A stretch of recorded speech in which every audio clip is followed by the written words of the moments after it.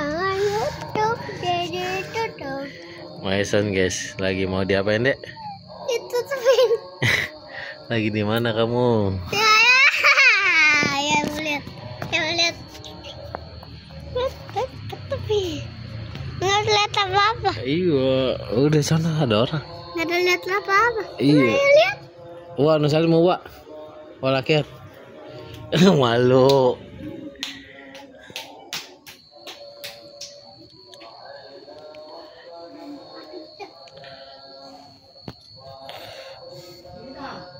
Nah udah.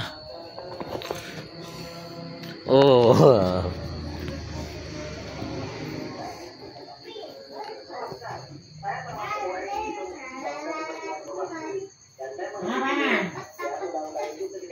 Main dari kalian ya kok. Nah.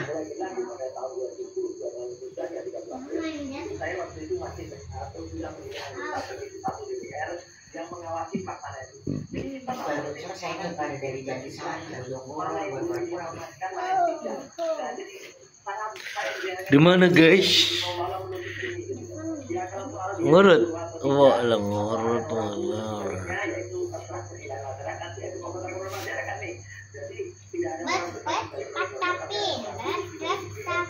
Lu seneng lu ilah. Sini nih palanya, Cok. Nah, tuh.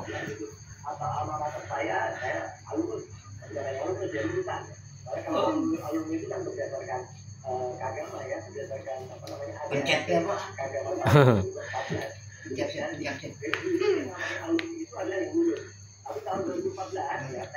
Kan lu ya?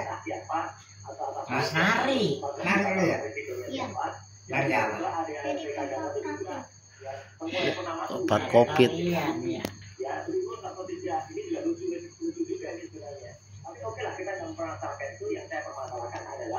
Sangat disayangkan, kemudian sekarang malah menjadi pesertaan ya, malah menjadi indah-indahnya di masyarakat yang menonton klarifikasi itu, karena klarifikasi itu kelasnya, kalian sih kalau menurut beberapa orang, kelasnya hanya kelas kecamatan.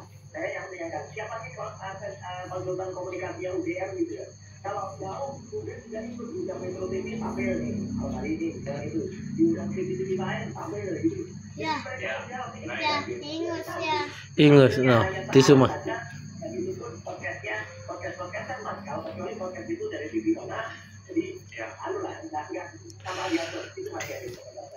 Ini guys, pilok dia guys. UGM ini bisa mempercepat proses penyidikan yang dirasa sudah terlalu lama ini. Menurut saya statement yang dibuat UGM itu sifatnya sangat mutlak ya, dan apalagi sebagai peneliti jasa, artinya dalam konteks pendidikan itu sangat akan mempermudah dan mempercepat pendidikan yang ada. Karena kembali lagi bagaimanapun ini kan logika yang sangat sederhana, logika sederhana dimanapun, dan ini juga terkonfirmasi dari kaedah Mahkamah Konstitusi, di mana ketika ada sengketa pilkada mempertanyakan tentang ijazah seseorang, pasti ditanya adalah nanti ini penerbitnya sudah secara terang jelas, secara terbuka disaksikan oleh seluruh dunia, menyatakan bahwa benar Pak Jokowi telah melakukan, telah melewati seluruh proses pembelajaran Anda dan lulus dan memperoleh ijazahnya secara sah. Ada yang paling penting. Jadi kalau masih ada anggapan orang-orang bahwa ya mungkin seperti ini seperti apa, itu menurut kami ya itu hanya opini-opini mereka saja. Ya setiap orang boleh beropini, silahkan saja. Namun yang dilakukan UGM ini menurut kami sudah tepat sebagai institusi yang profesional dan berintegritas. Jadi kami harap para penyidik di Polda Metro Jaya juga dapat terus mempergunakan informasi ini sebagai mestinya, sehingga klien kami dapat memperoleh keadilan dan juga kepastian hukum, sehingga nama baiknya bisa dan keluarganya juga bisa dipulihkan di proses itu. Ya, Mas Eko, tapi tim kuasa hukum bertanya tidak sih kepada Polda Metro Jaya apa yang kemudian membuat proses ini menjadi lebih lama begitu? Kenapa kemudian kalau memang sudah tingkat penyidikan, kenapa kok tersangkanya belum diumumkan gitu? Bagaimana, Mas Eko? Ya, kalau dari kami sebenarnya melihat ini cukup relatif ya, karena kan cepat lama itu sangat relatif, bisa dibilang cepat. Kadang-kadang 6 bulan kalau memang perkara besar juga cepat. Kadang-kadang 1 bulan kalau memang perkara simpel bisa lama gitu kan. Kalau kami melihatnya, kami pantaunya kan dari media. Kami belum menerima resmi surat pemberitahuan perkembangan penyidikan lagi. Tapi kalau kami lihat dari media itu sangat banyak saksi yang diperiksa, dokumen yang diperiksa juga katanya sangat banyak. Jadi kami melihat sebenarnya sudah berjalan tepat sebagai Polda Metro Jaya, dan kami juga mengapresiasi juga bahwa pastinya ketika suatu perkara disebut dan benar, bukti yang dikumpulkan itu memang sebagaimana mestinya, cukup banyak dan lengkap, ini nantinya juga akan dapat dipertanggungjawabkan ketika ini masuk ke penuntutan, dan dakwaannya ya saya rasa akan menjadi lebih baik, lebih konstruktif, lebih terstruktur, dan tentunya kembali lagi tujuan dari kami dan klaim kami ini adalah untuk mencari keadilan dan kepastian hukum. Oke, bagi Mas Roy sendiri bagaimana? Kenapa kemudian sampai sekarang ini belum ada penetapan tersangka? Ini artinya buat Mas Roy sendiri apa artinya? Ya, artinya apa yang dikumpulkan selama ini belum ada nilai hukumnya gitu loh. Kalau ada kita tantang ayo cepat selesaikan itu dan sebelum itu jadi P21. Jadi artinya itu masuk ke dalam kejaksaan. Tapi juga serta peneliti juga akan bingung kalau lihat apa misalnya kami itu juga atas peristiwa lokus tentang tebus ya, itunya tanggal 22 Januari. Suryo bobok nggak Pak? Saya tidak ada di situ, Dr. Respon nggak ada di situ, Dr. Tifa nggak ada di situ. Bukan mereka udah tahu panas sebenarnya. Iya. Apa yang terjadi? Itu namanya kami bukan saksi. Ya, saksi. Kenapa ini belakang? Kemarin jatuh. Apa yang dilakukan? Jatuh di rumah Oma. Bedak ya dia, gara-gara bedak ya dia. Jatuh gimana dia? Itu. Jadi artinya peristiwa-peristiwa yang ditanyakan itu tidak ada apa yang dilakukan. Jadi makanya jawaban saya sangat tegas. Panjang itu tidak terjadi. Dia pakai motor. Yang ada itu surat-surat klarifikasi itu atau surat itu ya. Kami keberatan menjawab, apalagi misalnya kemarin ada 37 film yang ditujukan. Saya tanya ke penyidik 37 itu yang saya ada di situ. Saya hitung misalnya. Seperempatnya ada saya nggak ada. Sepertiganya ada saya nggak ada. Yang ditumbangkan seperlimanya saya nggak ada. Dan di antara itu ada nama Sylvester yang dijadikan saksi ketika ada sidang.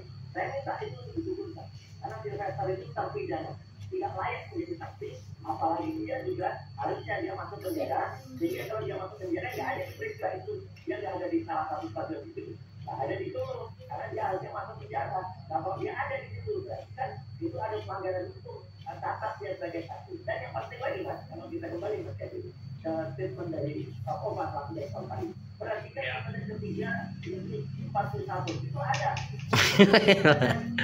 Kayak kaki, lu tangan. Lucu. Ganteng. Artinya apa? Artinya dia memberi dulu. Kalau misalnya datanya tiba-tiba hilang atau dicetak lagi oleh Jokowi, itu tidak salah. Itu maksudnya. Oke, baik, kita akan tunggu nanti perkembangan dari Polda Metro Jaya seperti apa. Mas Yakob, Mas Roy, terima kasih sudah bergabung bersama kami di Prime Time News. Terima kasih. Kebakaran lahan yang terjadi di Kabupaten Aceh Selatan, Provinsi Aceh terus meluas. Sedikitnya tercatat area hutan dan lahan yang terbakar mencapai 72 hektar. Informasinya usai jeda.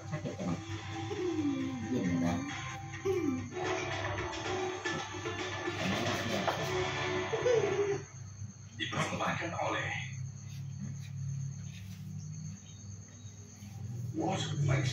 Udah cewek dia tuh ngeliatin Kevin tuh. Namanya siapa dek?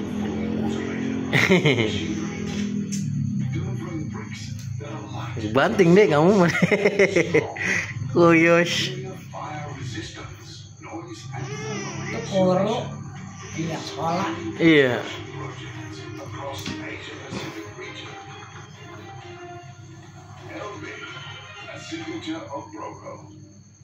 Barang bilang cappuccino dulu guys. Kopi rasa. Tapi nggak tahu ya. Nggak cuma itu. Sekarang gratis sama waktu Arabica cappuccino, tahu aja. Kopi enaknya sambil juga mengil. Beli Arabica cappuccino.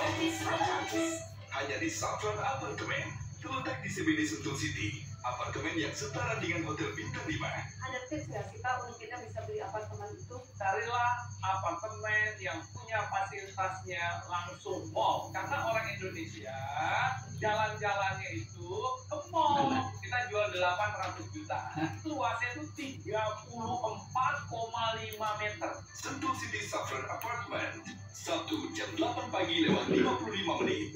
Barang bilang cappuccino dulu guys. Kopi rasa.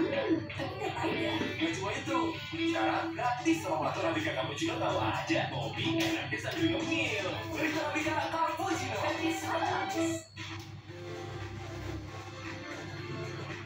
Berbagai informasi terkini serta analisis mendalam seputar ekonomi, bisnis, pasar modal, ekonomi syariah, Masih sakit enggak? bank hingga investasi. Kami hadirkan untuk Anda para pelaku bisnis dan pemangku kebijakan. Zona Bisnis, Senin hingga Jumat di Metro TV. Hot Room, setiap Rabu, live jam 9 malam.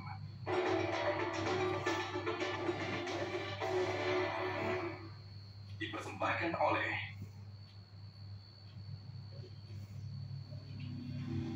Kebakaran lahan yang terjadi di Kabupaten Aceh Selatan, Provinsi Aceh terus meluas. Sedikitnya tercatat area hutan dan lahan yang terbakar mencapai 72 hektar.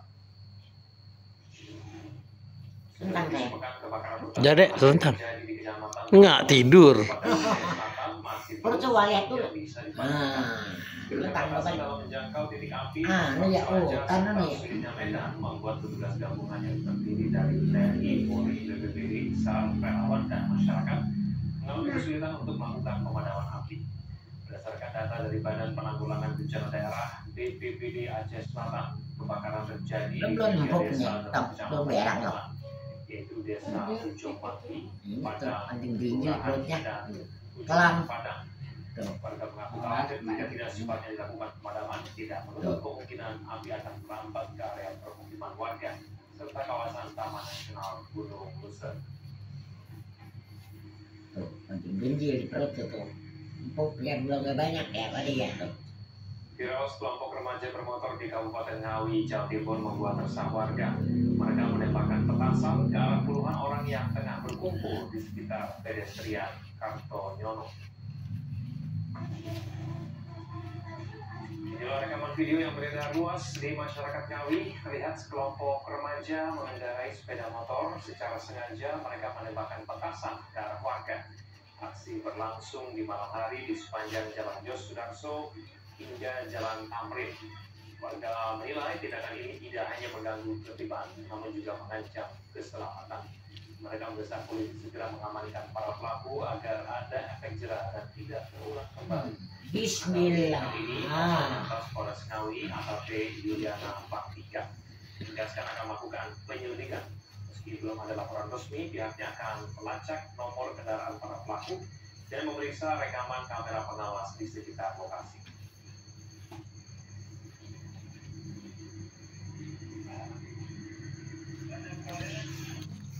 Ketua Umum PSSI Erick Thohir curiga pihaknya disabotase setelah timnas Indonesia batal beruji coba dengan Kuwait pada FIFA Matchday September 2025. PSSI langsung bergerak cepat mencari alternatif lawan pengganti untuk timnas Indonesia. Timnas Indonesia dijadwalkan melakoni 2 pertandingan uji coba pada FIFA Matchday September 2025, yakni melawan Kuwait pada 5 September dan Lebanon 8 September. Namun Kuwait membatalkan secara sepihak uji coba yang direncanakan digelar di Stadion Gelora Bung Tomo, Surabaya. Meski sempat menduga adanya unsur sabotase, Erick Thohir mencoba untuk tetap berpikir positif. Menyebut bahwa Kuwait juga mundur dari beberapa agenda turnamen lainnya yang disebabkan permasalahan internal. Atas insiden ini, Ya, dua kan.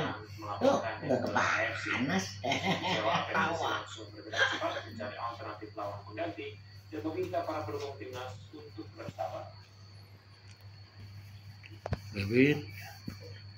Rupanya Kuwait juga mundur dari turnamen yang lain. Udah guys, jangan lupa like, subscribe. Oke. Mungkin ada isu internal.